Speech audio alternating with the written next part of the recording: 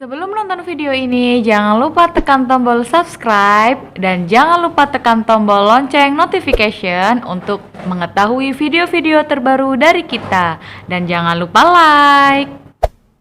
Assalamualaikum warahmatullahi wabarakatuh. Sobahul khair. Kaifa halukum? Ana bi khair aidon, alhamdulillah.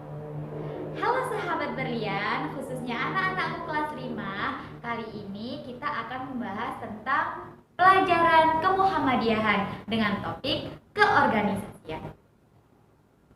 Untuk pekan kemarin, Ustazah Ima sudah pernah menjelaskan apa itu organisasi. Ayo, apa itu organisasi? Masih ingat nggak?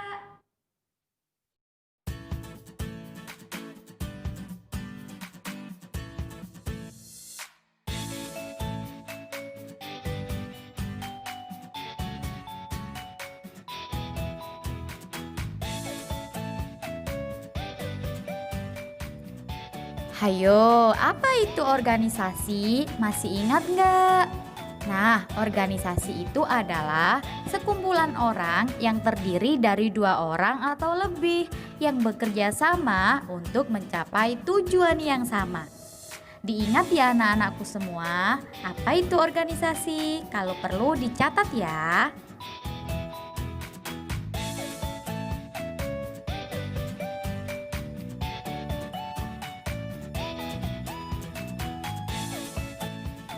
Jadi anak-anakku semua, organisasi itu banyak sekali manfaatnya. Tak hanya sekumpulan orang atau sekumpulan teman, tapi organisasi itu bisa mendukung wawasan kita dan mendukung intelektual kita dalam menggapai sebuah tujuan. Nah, adapun manfaat dari berorganisasi adalah yang pertama, menambah teman dan juga wawasan. Kemudian, dengan berorganisasi juga bisa melatih kerjasama dan pendewasaan diri. Kemudian, menjadi sarana untuk menuju kesuksesan. Dan organisasi juga bisa sebagai cagar ilmu pengetahuan dan teknologi. Dan masih banyak lagi. Jadi perlu kita ingat bahwa organisasi itu tidak menghambat kita untuk belajar.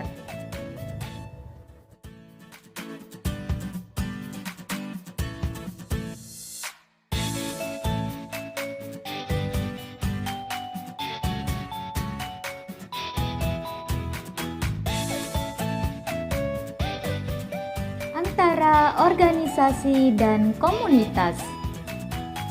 Nah, kali ini kita akan membahas tentang organisasi dulu ya. Nah, organisasi ini yang pertama yaitu resmi berbadan hukum.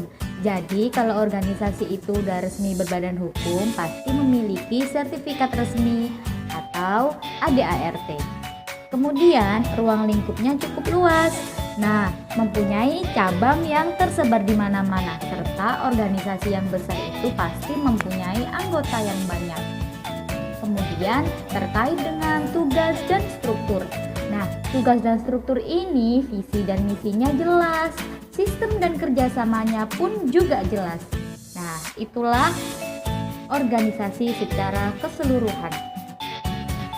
Nah, penjelasan singkat ini anak-anakku semua paham kan? Ayo disimak lagi ya, dibaca-baca ulang lagi.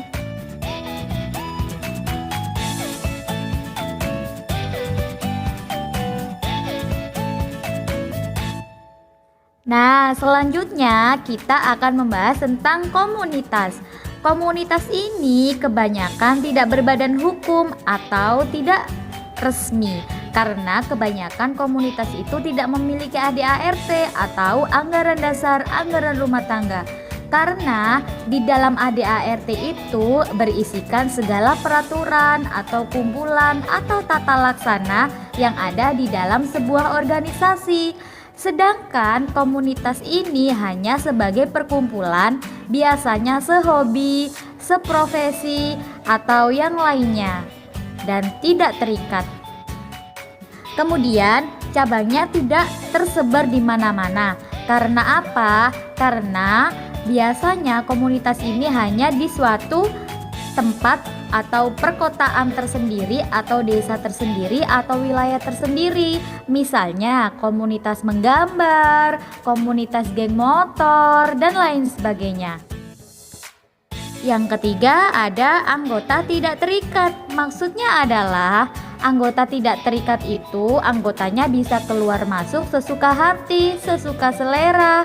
Karena apa? Karena mereka tidak terikat dan tidak memiliki ADART atau landasan hukum untuk melandasi organisasi tersebut. Nah, dari penjelasan tersebut, menurut kalian, apakah Muhammadiyah itu bisa dikatakan sebagai organisasi? Nah, Muhammadiyah ini dikatakan sebagai organisasi. Yang pertama, Muhammadiyah itu memiliki visi dan misi. Kemudian, dalam organisasi Muhammadiyah ini ada pemimpin dan ada yang dipimpin. Dan juga Muhammadiyah ini memiliki usaha atau amal usaha. Beberapa syarat tersebut dapat dilihat dan dibaca dalam anggaran dasar anggaran rumah tangga atau biasa orang menyebut ADART. Muhammadiyah ini sebuah organisasi Islam yang besar di Indonesia. Nama organisasi ini diambil dari nama Nabi Muhammad SAW. Sehingga Muhammadiyah juga dikenal sebagai orang-orang yang menjadi pengikut Nabi Muhammad.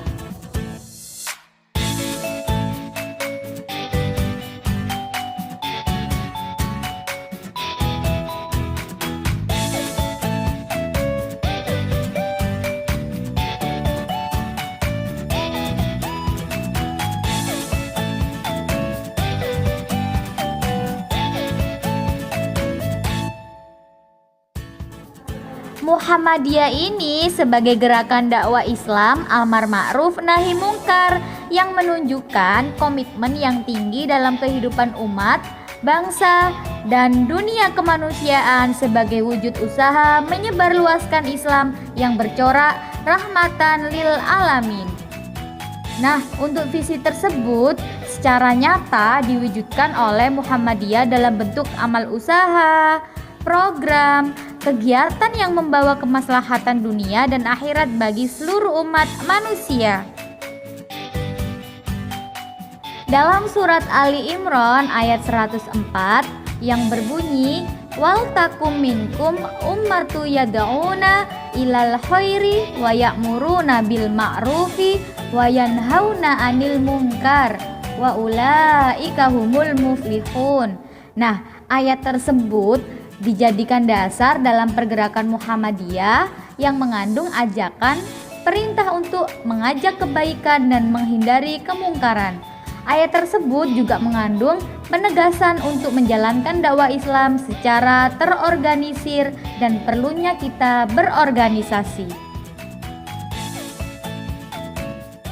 Nah, untuk mengetahui terkait dengan organisasi Muhammadiyah dapat kita lihat dalam ADART atau anggaran dasar anggaran rumah tangga yang menjadi pedoman dalam berorganisasi.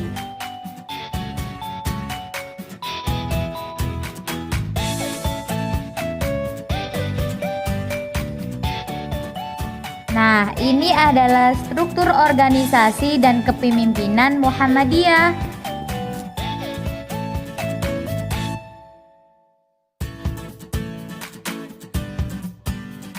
Nah, dalam jaringan kelembagaan Muhammadiyah ini ada pimpinan pusat, pimpinan wilayah, pimpinan daerah, pimpinan cabang, pimpinan ranting, dan jamaah Muhammadiyah.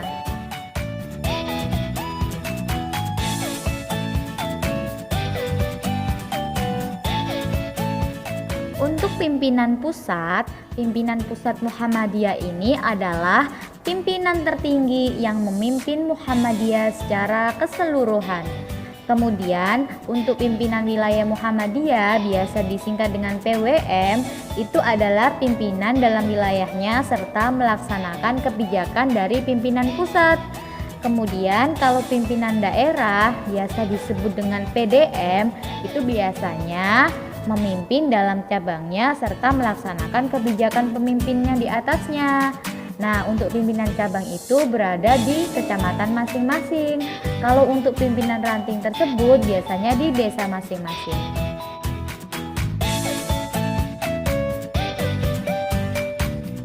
Selanjutnya ada pembantu pimpinan persyarikatan, itu majelis.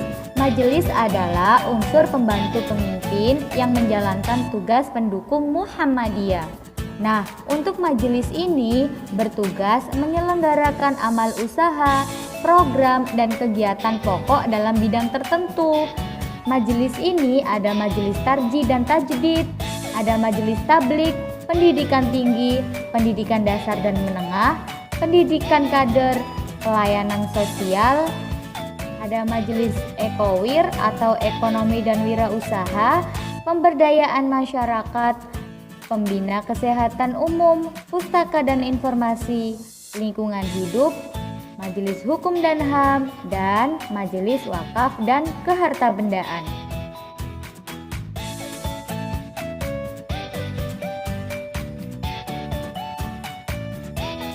Selanjutnya ada kelembagaan. Lembaga ini adalah unsur pembantu pimpinan yang menjalankan tugas pendukung Muhammadiyah. Lembaga ini bertugas melaksanakan program dan kegiatan pendukung yang bersifat khusus. Nah, untuk lembaga ini dibentuk oleh pimpinan pusat di tingkat pusat. Ada lembaga pengembangan cabang dan ranting, pembina dan pengawasan keuangan, penelitian dan pengembangan, penanganan bencana, ZIS, hikmah dan kebijakan publik, seni budaya dan olahraga, serta lembaga hubungan internasional.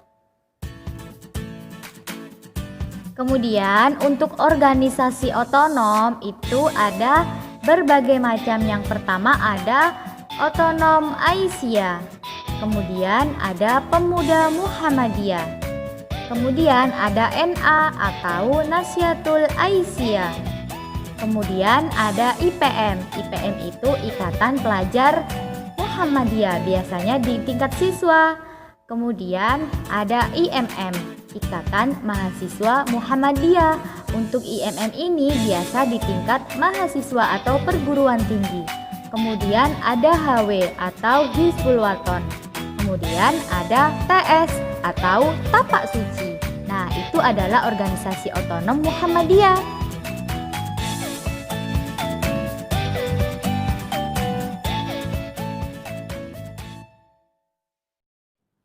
Nah, itu dia tadi penjelasan dari Ustazah Ima. Sampai di sini anak-anakku sudah paham kan? Kalau sudah paham, Ustazah Ima mau bertanya nih. Ada 2 pertanyaan yang akan Ustazah Ima tanyakan. Yang pertama adalah, setelah mendengarkan penjelasan dari Ustazah Ima tadi, apa sih bedanya antara organisasi dengan komunitas? Ada yang tahu? Kalau tahu, langsung aja jawab di kolom komentar yang ada di bawah ini atau langsung aja WA ke Ustazah Ima. Pertanyaan yang kedua adalah, dari semua penjelasan Ustazah Ima tadi, menurut kalian Muhammadiyah itu termasuk organisasi atau enggak ya? Hayo, termasuk organisasi atau tidak? Silakan jawab di kolom komentar yang ada di bawah. Jangan lupa anak-anakku semua, don't forget to pray on time, don't forget to obey your parents, don't forget to read Holy Quran, don't forget to study hard, and be careful. See you next video. Wassalamualaikum.